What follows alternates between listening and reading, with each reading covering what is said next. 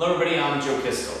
And today I'm going to make this flooring look like this using this. So stick around and see how I get this done. First thing I want to do to prep the room is I'm going to remove my molding.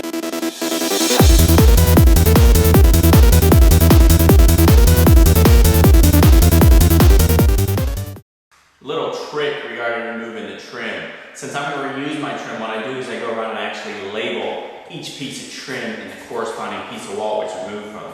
This way, when I'm putting the trim back on, you've got a direct match. It makes it easy. We want to make sure we have a smooth subfloor for the plank flooring. So what I'm doing now is I'm going around and making sure I have any obstructions pulled up.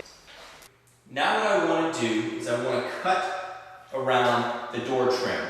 This will allow the wood to go underneath the door trim and look nice and flush. Now to do that, what I'm going to do is use a piece of scrap wood, a little piece of metal as a spacer. Simply put it up against the trim and start cutting away.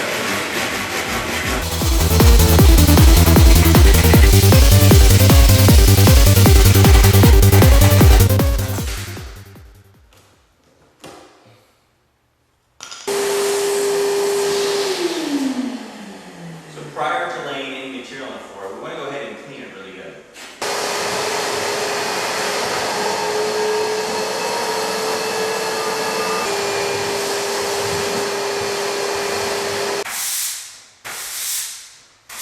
This type of flooring requires an installation of a moisture barrier. So we're going to lay out this layer of plastic over the entire subfloor.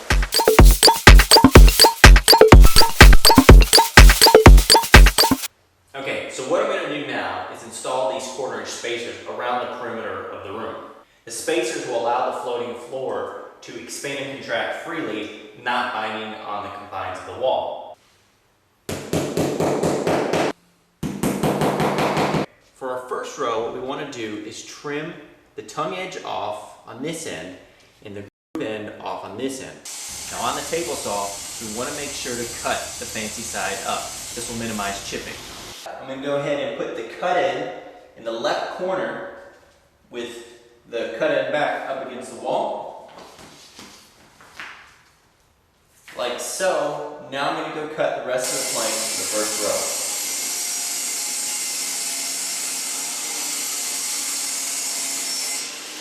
You take the male end, hold it up at an angle, and then lower it down with some pressure. And you'll hear it snap in there.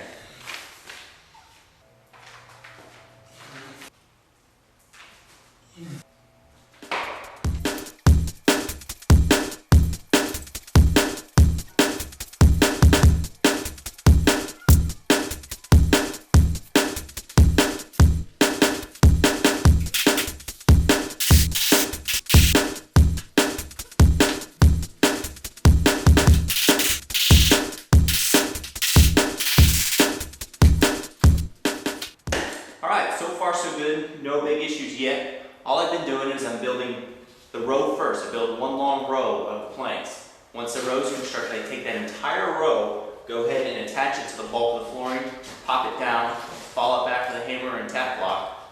Once it's in, all the seams are nice and solid, I go ahead and I move on to the next row.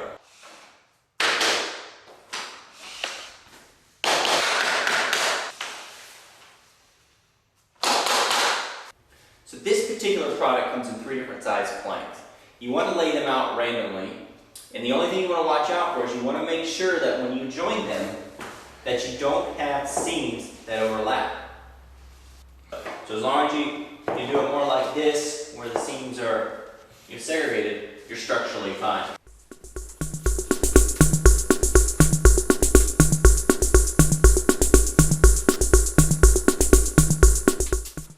Now that we're at the terminal point of our row, we got to go ahead and custom cut a board to fit in there. So how do we do this? What I do is I take the board, I flip it over on its back, and I make sure the tongue side is facing the wall. I then slide the plank all the way to the wall, making sure the tongue touches the wall. Now the tongue in this board just happens to be about the same width of our spacer. So now all I got to do is make a mark at the termination point of our existing row, like that. Go ahead and cut it there, and that will give me the correct cut length considering the width of our offset spacer. It's that easy.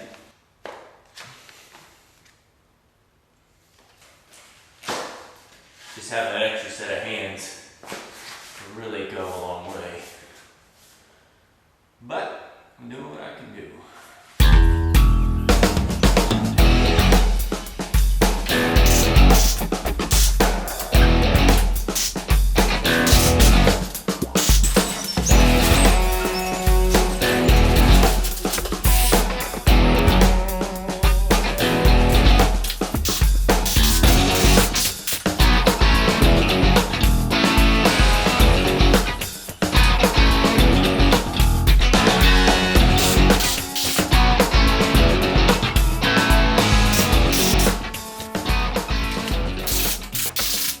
Okay, so I'm down to my last row. So what I'm going to do to get that right space, so I'm going to take our board and I'm going to flip it over so the tongue end touches the wall. Like so, okay? Then all I'm going to do is make a mark where the end of my planking is on the board to be cut. And then I'm going to take this to the table saw and rip it. Let's slide it in and see if she fits. Right in there. Alright, so I did this last row a little bit differently. All the previous rows, I installed the entire row and then slipped them into the existing planking floor. Now this last row, I can't really do that. I actually put one plank in at a time. And to do that, what I do is I'll put the cut piece in just away from the last fixed piece. I'll go ahead and put it down.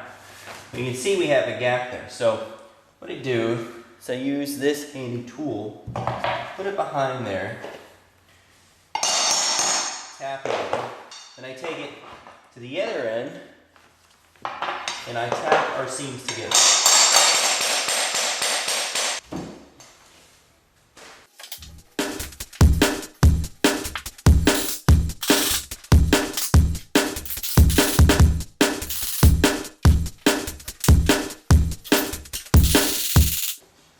Last piece.